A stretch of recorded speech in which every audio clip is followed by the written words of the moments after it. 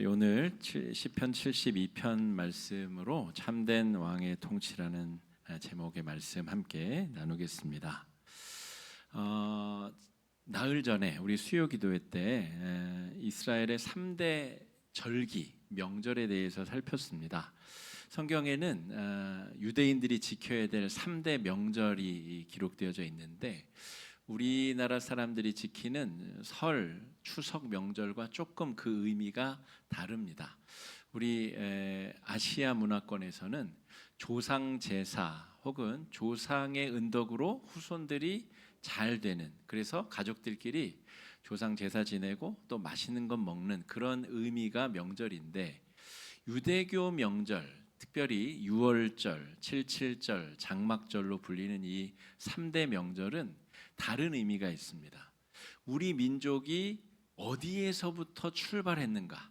우리 민족은 본래 이집트, 애굽 땅에서 노예 생활을 하던 민족이었는데 그 민족이 하나님의 특별한 은혜로 자유를 얻고 해방을 얻은 민족이 되었다. 그래서 이스라엘 3대 명절의 특징은 맛있는 것을 먹지 못합니다. 누룩이 들어가 있지 않은 맛없는 빵을 일주일간이나 먹어야 되고, 장막절 같은 때에는 추수감사제임에도 불구하고 광야에다가 움막을 짓고 거기서 움막 생활을 하면서 고생을 자처하는 기간을 보내는 게 유대인들의 명절입니다. 왜 그런가 하면 우리의 조상들이 저 애굽 땅에서 노예 생활을 하던 민족이었고, 우리가 40년간 광야 생활을 하면서 그 자유인으로 거듭나기 위한 그 아주 어렵고 힘든 고난의 행군을 했었던 민족이라는 것을 매년 1년에 3차례 명절을 통해서 기억하고 뼈에 새기는 그런 것이 유대교의 명절의 특징이다라고 말할 수 있겠습니다. 그러니까 유대교에 있어서, 유대인들에게 있어서는 우리 민족의 그 시발점이 어딘가, 첫 출발을 어디서 했는가, 그게 중요하고, 또 역사적으로는 이스라엘 민족에게 있어서 우리의 참된 왕은 누구인가, 이것을 알아가고 찾아가는 것이 그들에게 있어서는 가장 중요한 일이다라고 말할 수가 있겠습니다. 이스라엘에도 유명한 왕들이 있었습니다. 그런데 이스라엘이라고 하는 나라의 특징은 무엇인가 하면 왕조차도 하나님이 주신 율법의 통제를 받는다는 겁니다. 다른 민족들은 그런 게 없습니다. 왕의 말이 곧 신의 말이고 왕의 한 말이 곧 법령으로 제정되는 것이지, 왕이 어떤 법령의 통제를 받는다는 것이 그 당시의 세계관으로서는 이해가 안 됐던 시대에 하나님의 백성들은 그들의 왕조차도 하나님의 법의 통제를 받아야 되는, 우리 1년 전에 우리 계엄령이 선포가 되었죠. 그런데 그것이 위헌으로 결정이 났고 대통령이 파면되었습니다. 그것이 가능한 이유는 절대 권력자라 하더라도 이 나라의 기초를 이루는 헌법 아래에 있다는 것이죠. 헌법에 맞게 계엄령을 발동하지 않으면 최고 권력자라 하더라도 법의 통제를 받는다고 하는 것. 그러니까 우리가 살고 있는 이 민주화된 세상은 이 성경의 근원적인 원리 아래, 우리가 살아가고 있는 이 민주 세계의 법칙이 성경의 법칙에 가장 근사하게 다가가고 있는 것이다, 이렇게 여길 수도 있겠습니다. 참된 왕이 누구인가? 사람이 아니라는 것이죠. 그게 오늘 성경이 우리에게 이야기하고자 하는 내용입니다. 다윗과 솔로몬 시대가 이스라엘에게 있어서는 가장 강력했었던 시대였으면, 넓은 영토, 또 강력한 외교력, 또 풍성한 돈이 넘쳐나던 시대가 다윗과 솔로몬 시대였습니다. 그럼에도 불구하고 다윗과 솔로몬 시대가 하나님께서 이 땅을 통치하는 시대처럼 완벽한 시대가 아니었습니다. 오늘 우리가 읽은 이 시편 72편과 시편 127편 두 편을 전체 150개의 시편 중에 솔로몬이 지은 시입니다. 근데 127편은 성전에 올라가는 노래 카테고리 안에 들어있기 때문에 하나님께 예배하고 제사 드리는 자가 어떤 마음을 품어야 되는가, 이런 내용을 담고 있고요. 오늘 72편 솔로몬이 지은 또 한편의 이 시는 올바른 왕은 어떤 마음가짐을 가지고 어떤 기준을 가지고 살아가야 되는가. 우리 목민심서라고 하는 책이 우리 목사들, 그러니까 이제 저처럼 목사들 말고 지방의 우리 두령들을 목사라고 불렀는데, 그 목사들이 어떤 마음을 가지고 이 백성들에게 관리로서 임해야 되는가, 그런 내용을 담고 있잖아요. 이 72편이 솔로몬 왕이 후대의 왕들에게 어떤 마음가짐을 가지고 왕의 역할을 수행해야 되는가, 그 내용을 담고 있는 시입니다. 오늘 말씀 3절 4절 말씀 같이 한번 읽어보겠습니다. 시작. 의로 말미암아 산들이 백성에게 평강을 주며 그가 가난한 백성의 억울함을 풀어주며 궁핍한 자의 자손을 구원하며 압박하는 자를 꺾으리로다. 다윗과 솔로몬 시대가 이스라엘에게 있어서 아주 영광에 빛나는 시기였다 말씀을 드렸죠. 솔로몬도 꽤 좋은 왕이었습니다. 우리가 알고 있는 솔로몬의 재판, 솔로몬이 왕이 된 초창기에는 백성의 억울함을 풀어주는 데에 아주 지혜로운 왕이었어요. 한 아이를 데려오고 두 엄마가 이게 서로 자기 아이라고 재판을 솔로몬에게 요청했습니다. 그래서 솔로몬이 이 아이를 둘로 갈라라, 그래서 각자 나눠줘라 그랬더니 진짜 엄마가 안 됩니다, 안 됩니다, 이 아이를 살려서 저 여인에게 주십시오 라고 이야기를 했죠. 그러자 솔로몬이 그렇게 말한 여인이야말로 진짜 어머니다. 이게 솔로몬의 지혜로운 재판의 내용입니다. 성경에 나오는. 그래서 솔로몬이 초창기에는 지혜를 가지고 선왕으로서의 통치를 이어갔다라는 것이죠.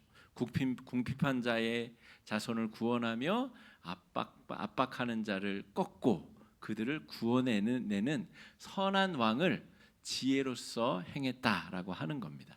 그런데 그런 솔로몬 역시도 나이가 들어가면서 자신의 능력으로 이 넓은 영토를 다 통치할 수 없다라는 것을 깨닫고 죄를 짓게 됩니다.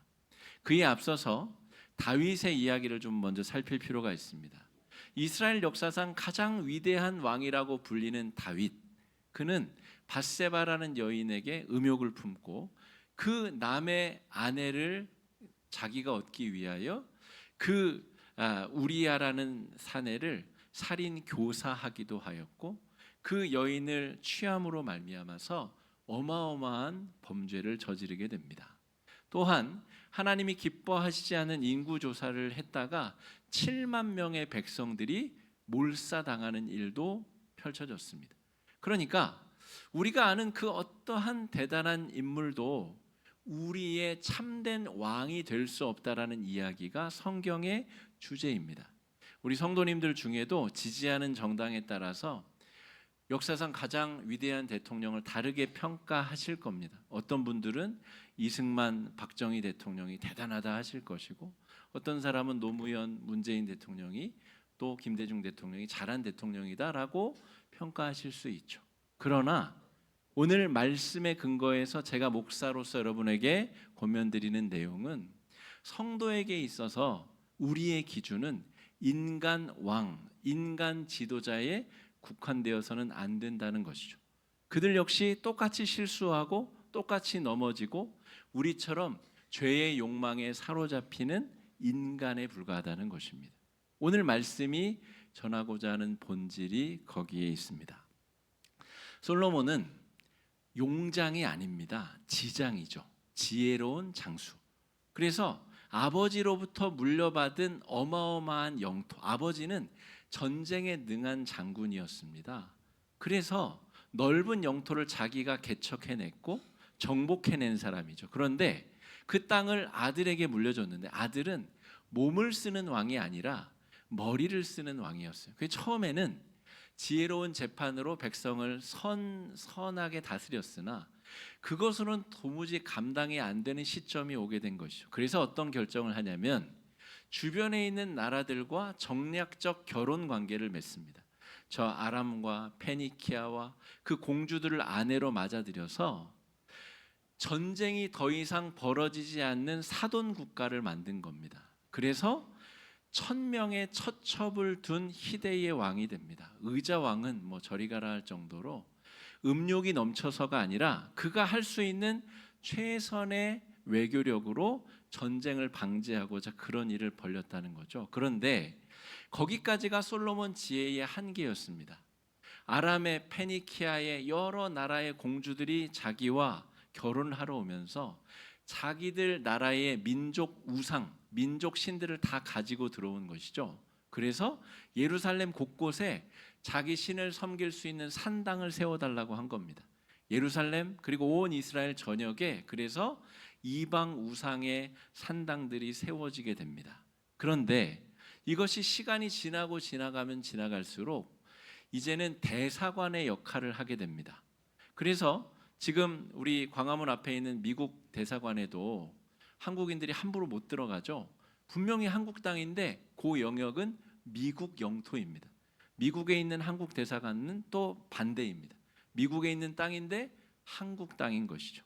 그것처럼 솔로몬 이후에 후대 왕들이 우상을 척결하기 위해서 산당을 없애려고 했으나 그때는 외교적 분쟁이 벌어질 수 있어서 산당을 허물지 못하는 일이 오히려 벌어지게 되었습니다. 그래서 정말 대단한 왕이라고 추앙받았었던 다윗과 솔로몬이 오히려 나라를 분열시키고 나라가 남북으로 갈라지고 나라가 망하게 되는 아주 중요한 단초를 제공하게 되었다는 거죠. 그런 솔로몬 왕이 후대의 왕들에게 올바른 왕은 이렇게 하는 거야 라고 지금 이야기를 쓰고 있다는 거죠. 그러므로 오늘 72편, 시편 72편은 실패한 자가 실패한 왕의 모습을 후대에게 보여주기 위한 것이 아니라 인간 왕으로서 극복할 수 없는 그 절대적 한계를 뛰어넘는 참된 왕에 대한 소망과 기대를 담고 있는 것이다 말할 수 있습니다. 여러분 아무리 위대하고 뛰어난 사람도 하나님의 자리를 대신할 수 없습니다. 여러분 한국 교회의 아주 치명적인 약점이 무엇이죠? 교회의 지도자를 마치 하나님처럼 대하는 태도입니다. 대형 교회의 목사님은 거의 하나님의 말씀과 같은 권위와 힘을 가지고 있죠. 그가 말하면 성경에 써 있지 않아도 마치 사실인 것처럼 믿겨지는 그러한 잘못된 분위기가 한국 교회 안에 있습니다. 여러분 어떤 왕도 어떤 종교 지도자도 하나님의 역할, 하나님의 자리를 절대 대신할 수 없다는 것이 성경의 이야기이고 오늘 시편 72편의 이야기입니다. 어떤 인간도 유한성과 결핍을 스스로 극복할 수 없고 죄의 지배로부터 자유로울 수 없다라고 하는 것이 본문의 핵심적인 내용입니다. 그러므로 신학자들은 시편 72편을 분석하다가 이런 결론을 내렸습니다. 솔로몬이 자기 닮은 통치를 하라는 이야기가 아니라 그도 뛰어넘지 못한 자기 아버지 다윗도 뛰어넘지 못한 그 위대한 왕의 자리로 오실 메시아 구원자 우리에게 오시는 참 하나님의 위대한 통치를 소망하고 갈망하는 내용으로 이 시를 썼구나라고 결론에 도달하게 됩니다.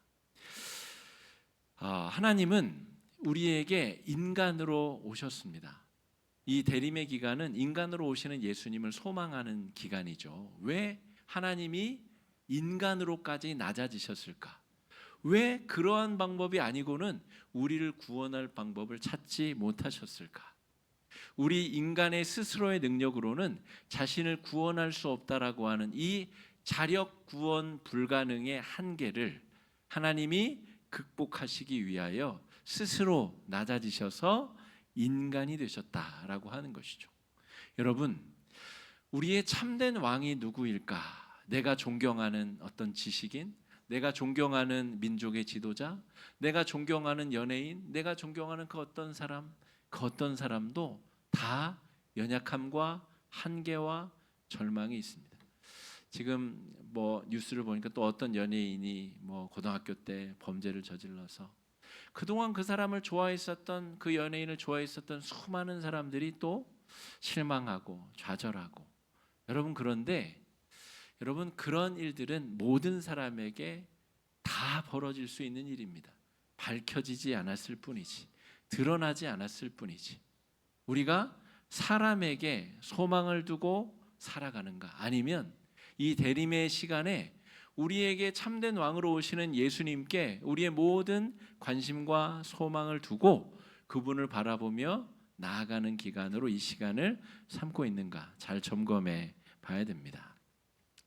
인간 왕의 한계는 너무나 분명합니다. 다윗이 그랬고 솔로몬이 그랬습니다. 그러면 하나님의 거룩한 통치는 인간 왕의 통치와 어떤 부분에서 다른가? 우리가 말씀 속에서 그 비밀을 좀 찾아보면 좋을 것 같습니다. 1절 2절 말씀 같이 한번 읽어보겠습니다. 시작. 하나님이여 주의 판단력을 왕에게 주시고 그가 주의 백성을 공의로 재판하며 주의 가난한 자를 정의로 재판하리니. 인간의 몸을 입고 우리 가운데 오신 예수님, 그분은 어떻게 이 세상을 다스리고 통치하셨는가? 예수님의 공생애를 우리가 잘 살펴보면 그는 공평과 정의로 세상을 다스리신 분이셨습니다.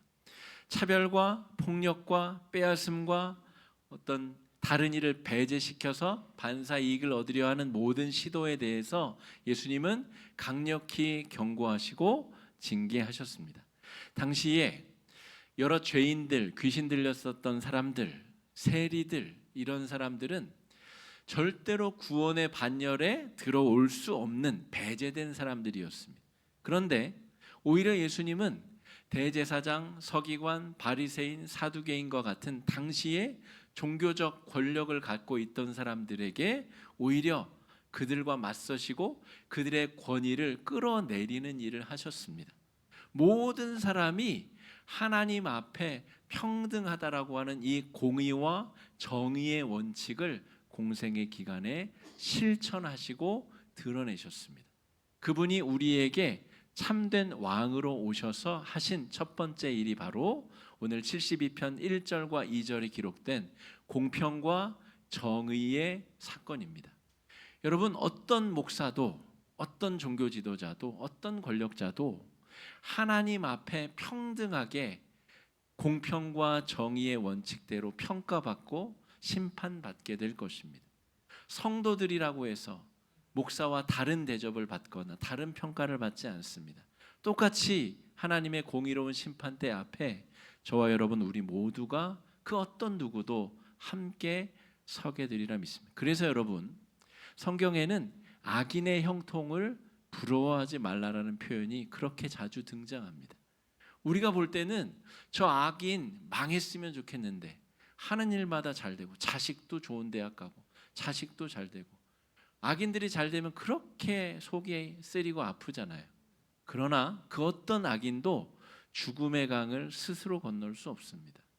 마지막 날 주님께서 동일한 잣대로, 공평과 정의의 잣대로 그들을 심판하실 것이기 때문에 여러분, 악인의 형통을 부러워하거나 배합할 이유가 전혀 없는 이유가 거기에 있습니다.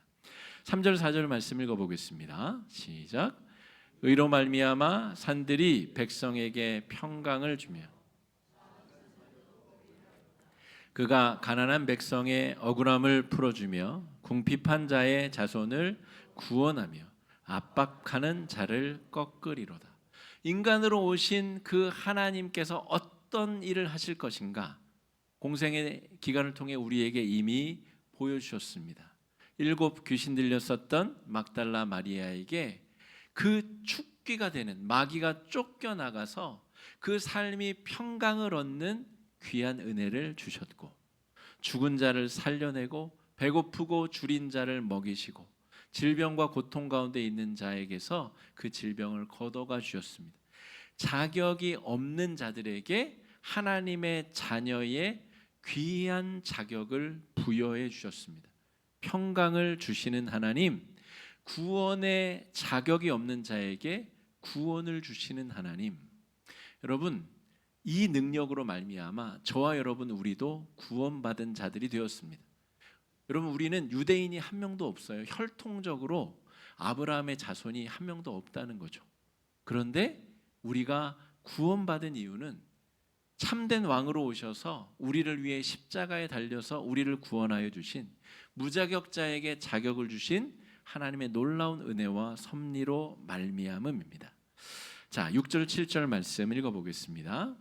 그는 벤풀 위에 내리는 비같이 땅을 적시는 소낙비같이 내리리니 그의 날에 의인이 흥왕하여 평강의 풍성함이 달이 닿을 때까지 이르리로다.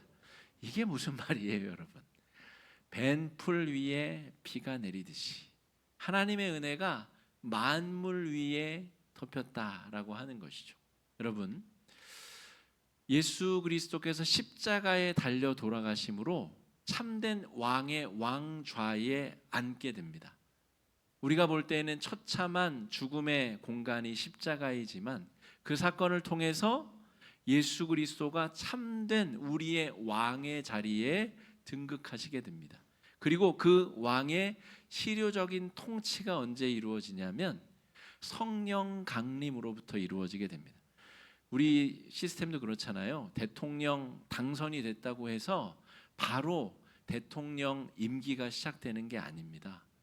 대통령 당선증을 수령해야 그때부터 자격이 부여되게 되고 여러 준비 과정들을 거쳐서 그 법령으로 선포가 되어야 이제 대통령직을 수행하게 되는 것처럼 그 십자가에 달려서 왕의 자리에 앉으신 주님의 실제적인 통치가 성령 강림 순간부터 이루어지게 된다는 거죠. 저와 여러분, 우리 각자의 심령에 성령이 임하셔서 실제적 왕의 통치가 우리 안으로부터 이루어지게 된다는 이야기. 놀랍게도 구약성경 시편에 그 예언의 말씀이 들어있는 겁니다. 하나님을 경외하는 자를 흥왕하게 하는 것.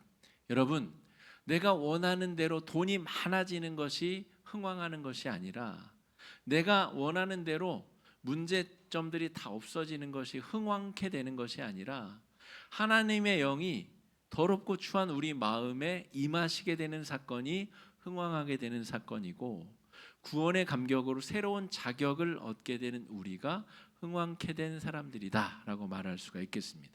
하나님의 백성이 되고 하나님의 돌보심과 이끄심을 경험하는 주의 백성들이 되게 되었다 하는 것입니다.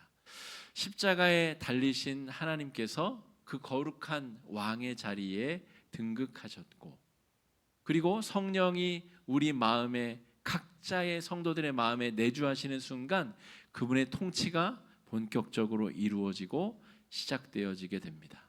그러면 그분의 통치는 세상 왕의 통치와 어떻게 다른가라고 하는 것이죠. 세상의 몰입격적인 폭군이 아닌 튀르키예의 야당 지도자가 탄압을 받다가 대통령 후보 자격을 박탈당하기 위해서 대학을 나와야 대통령 후보 자격이 있다 그러네요, 튀르키예는. 그래서 대통령 후보 자격을 박탈하기 위해서 야당 지도자의 대학 졸업 자격을 취소시키고 이 누명을 뒤집어 씌워서 2300 몇 년인가에 이 기소를 당했다고 합니다. 그러니까 그런 국가를 우리가 흔히 권위주의 국가라고 부릅니다. 민주주의 형태를 띠고 있으나 실상은 권위주의적 형태의 국가들, 그런 국가들이 굉장히 많죠. 그런데 이 세상의 왕들처럼 우리 안에 내주하시는 성령도 그런 권위주의적인 왕인가 질문해 보자는 것이죠. 성령도 우리 안에서 그렇게 일하시는가? 자기 마음에 안 들면 우리 몸에 병도 주고 자기 뜻대로 될 때까지 우리를 막 쥐락펴락하고 우리를 못 살게 굴고 그런 분이신가? 참된 왕으로 우리에게 임하신 성령이 우리 안에서 그렇게 일하시는 분이신가? 성경을 보고 연구하면 할수록 성령은 그런 몰인격적인 폭군이 아니라 우리 안에 내주하시되 전능하시면서도 우리와 끊임없이 소통하고 우리를 설득하고 우리가 하나님의 뜻에 맞추어 살아갈 수 있도록 우리의 삶을 이끄시고 인도하시는 그런 하나님이시다라고 하는 것이죠. 그래서 그런 성령 하나님의 이름을 성경은 보혜사라고 부르고 있습니다. 우리를 보호하시고 은혜를 깨닫게 하시고 우리를 선생님처럼 인도하시는 참된 왕, 그분께서 저와 여러분 우리 내면에 정좌하시고 우리를 설득하시고 소통하시고 우리가 하나님의 백성으로 살아갈 수 있도록 인도하시는 하나님이 되신다라고 하는 것이죠. 여러분, 저와 여러분 우리는 이 말씀 앞에서 우리가 자력으로 스스로 구원할 수 없다라고 하는 이 첫 번째 신앙 고백이 먼저 이루어져야 되리라 믿습니다.